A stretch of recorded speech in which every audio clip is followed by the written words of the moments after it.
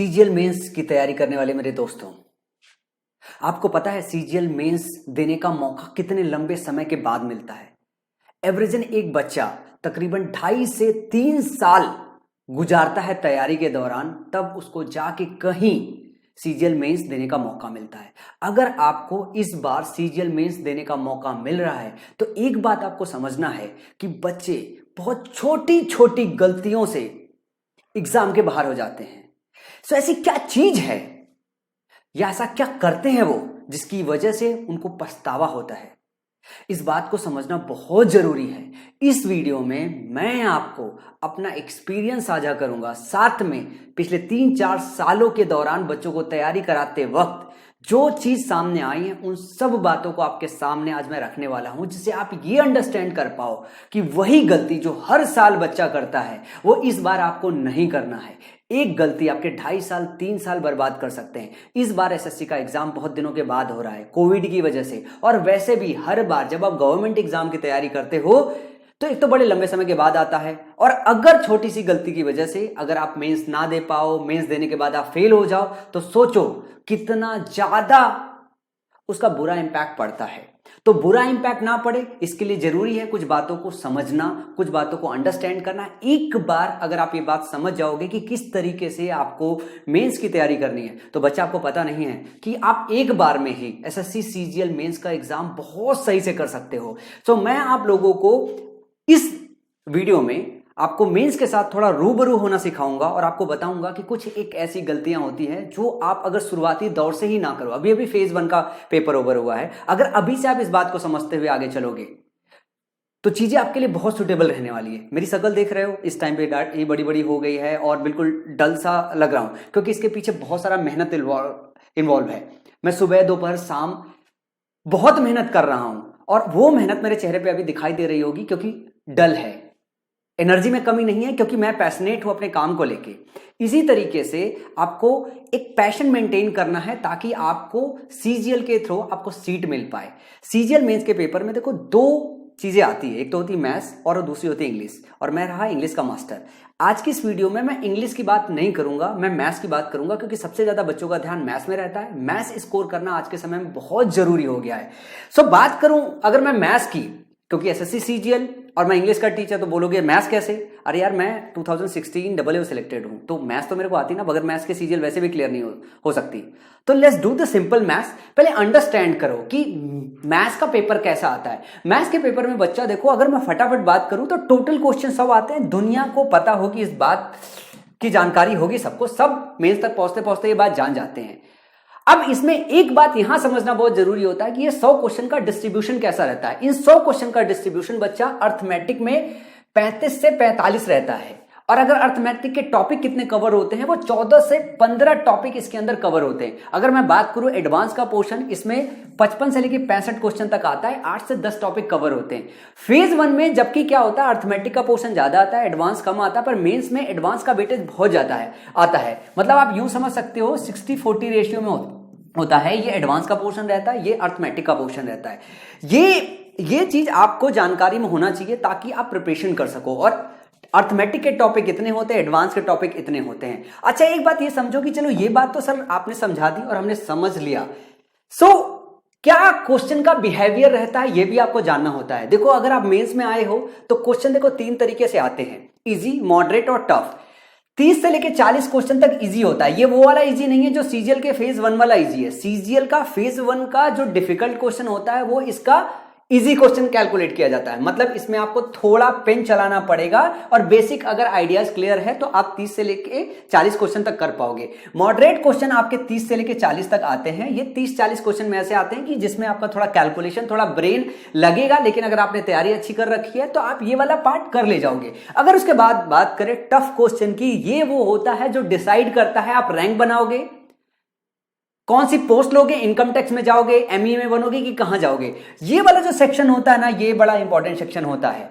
लेकिन इस पूरी की पूरी चीजों पे अच्छा कमांड बनाना, और जो समय आपको मिलता है 60 से 65 दिन। लोग बोलते हैं कि मेरा पहला अटेम्प्ट है, अरे पहला अटेम्प्ट नहीं है, ये आपका आखिरी अटेम्प्ट है। इतना समय एसएससी देती है कि इस चीज को अच्छे से तैयार किया जा सकता है और इस चीज पे अच्छे से कमांड बनाया जा सकता है। तो अगर मैं बात करूं कि इस चीज को पूरी तरीके से करने के लिए आपको करना क्या होगा अगले 60 से 70 दिनों में? तो अगले 60 से 70 दिनों में बच्चा एक बात करनी होगी।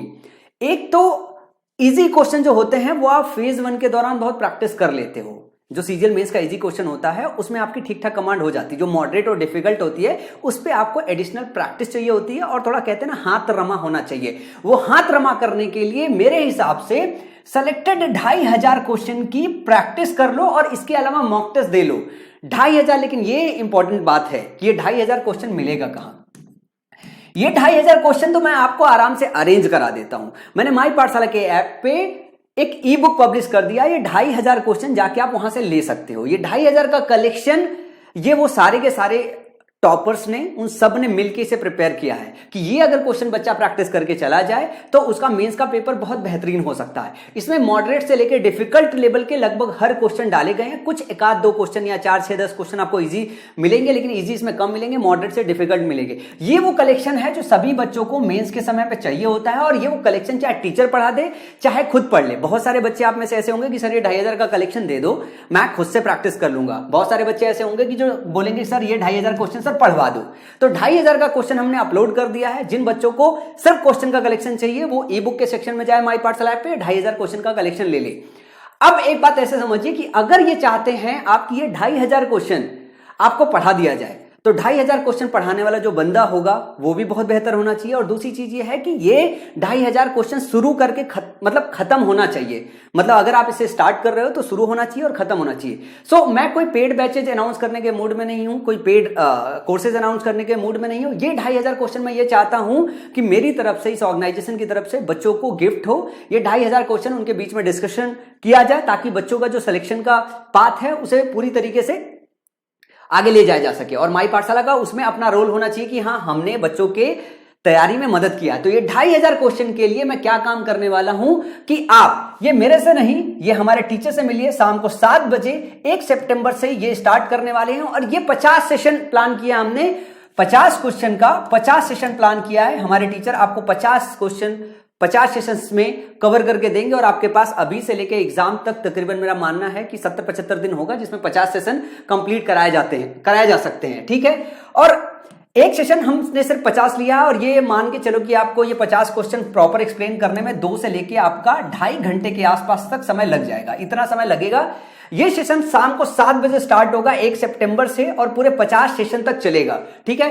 क्वेश्चन इसमें मॉडरेट होगा और डिफिकल्ट होगा। इसमें जो स्टार्टिंग के 30-40 क्वेश्चन जो इजी लेवल डिस्कस किया गया है उसके बहुत कम क्वेश्चन होंगे, ज्यादातर मॉडरेट और डिफिकल्ट होंगे। क्योंकि अगर आप मेंस के लिए पढ़ने जा रहे हो तो मेंस में जरूरी है कि इन क्वेश्चन पे जो है ध्यान देना बहुत जरूरी है। जो ये 30 से 40 क्वेश्चन इजी वाले हैं, जब वो मॉक टेस्ट दोगे तो वहीं पे आपकी प्रैक्टिस हो जाती है। उसके लिए एडिशनली पढ़ाने की जरूरत नहीं है, उतना आप पूरी तरीके से पहले से तैयार रहते हो। तो छोटी सी गलती आपकी तस्वीर जो है वो बदल देती है। और हमको क्या काम करना है, हमको आपके फेलियर का जो चांस होता है वो मिनिमाइज करना है, या दूसरे शब्दों में कह सको कि आपके सक्सेस के पाथ को लीड करना है, ताकि जब आप अपना रिजल्ट में अपना नाम देख रहे हो तो आप ये बोलो कि नहीं माई पाठशाला ने एक रोल प्ले किया है हमारे सफलता में। इस सफलता के लिए हमने एक टीचर चुना है जिसका ट्रैक रिकॉर्ड ऐसा हो हमारे इधर ऑर्गेनाइजेशन में, जिसने कभी भी अपना कोई भी बैच मिस नहीं किया हो जब उसने स्टार्ट किया हो, और अपना पूरा प्रॉपर फ्री बैच यूट्यूब पे कंप्लीट किया हो। तो हम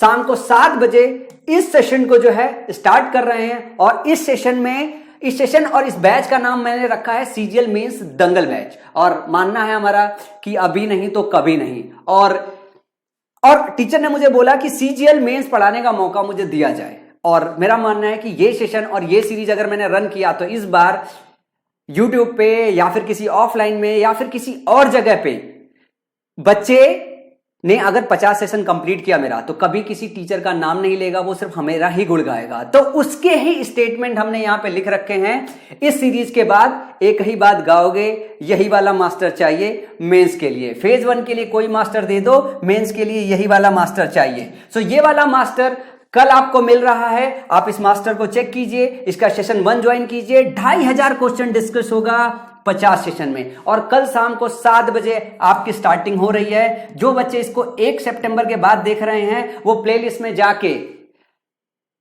शुरुआत से सारे के सारे सेशंस को देख सकते हैं और अपने मेंस की तैयारी में 4 चांद लगा सकते हैं।